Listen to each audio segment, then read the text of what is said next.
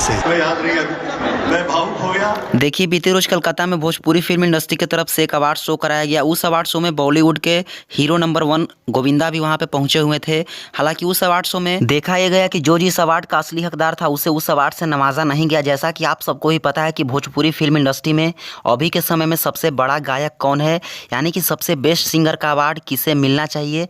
आप सबको बता दूं कि यहाँ पे इस अवार्ड शो में बेस्ट सिंगर का अवार्ड खेसारी लाल यादव को दिया गया। देखा जाए तो इस अवार्ड शो को एक गेम की तरह खेला गया है। जानबूझकर पवन सिंह को इस अवार्ड शो में नहीं बुलाया गया, क्योंकि पवन सिंह को सब लोग जानता है कि पवन सिंह से बड़ा भोजपुरी में आज के समय में सिंगर कोई नहीं है, और जब तक पवन सिंह रहेंगे तब तक पवन सिंह से बड़ा सिंगर कोई नहीं बन सकता। और पवन सिंह जैसा गाने के लिए सबको दूसरा जन्म लेना पड़ेगा, ये सच है। दिल में यूं ही तुम बसा।